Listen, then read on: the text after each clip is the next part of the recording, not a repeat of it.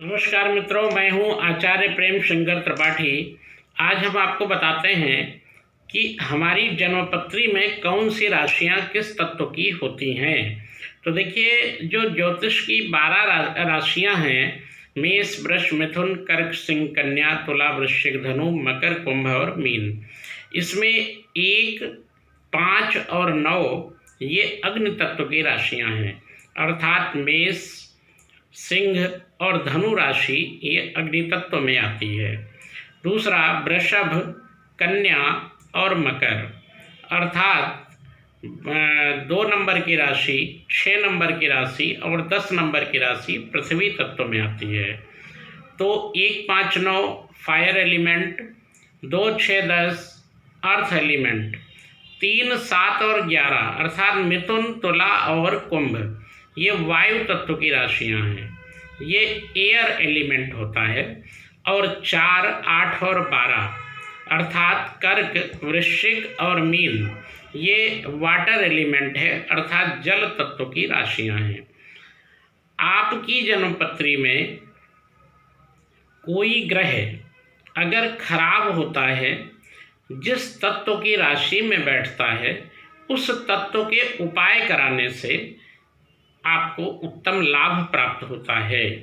अगर कोई ग्रह आपका अग्नि तत्व की राशियों में है, आपकी कुंडली में नुकसान दे रहा है, तो आपको उस ग्रह का जप और हवन कराना चाहिए, क्योंकि हवन में अग्नि है और अग्नि तत्व में अगर उस ग्रह से संबंधित चीज़ों को डालेंगे तो आपके वो कष्ट कट जाएंगे। दूसरा, अगर कोई ग्रह आपको समस्या दे रहा है और वो ग्रह आपका पृथ्वी तत्व की राशियों में है, तो आपको उस ग्रह से संबंधित चीज़ों को पृथ्वी में दबाना चाहिए, अर्थात ज़मीन में उसको दबा देना है। इसी तरीके से अगर वायु तत्व में आपके कोई ग्रह हैं और उनकी दशाएं चल रही हैं, तो आपको उस ग्रह के मंत्रों का जप कराना चाहिए। और नंबर 4, अगर कोई ग्रह खराब हैं और आपको कष्ट दे रहे हैं और वो जल तत्व की राशियों में हैं, तो आपको उनसे संबंधित चीज़ों को जल में बहाना चाहिए। अगर आप ये कार्य करते हैं तो आप देखेंगे कुछ दिनों में, कुछ हफ्तों में आपको उन ग्रहों से संबंधित कष्टों से मुक्ति मिलने लगेगी।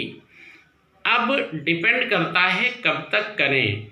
तो नियम तो ये है कि जब तक उस ग्रह की दशा चले, जब तक उस ग्रह का प्रभाव रहे, तब तक समय समय पे आपको ये कार्य करने चाहिए। अगर करते हैं आप ये कार्य तो आपको मिलेगा उत्तम लाभ। नमस्कार, जय श्री राम।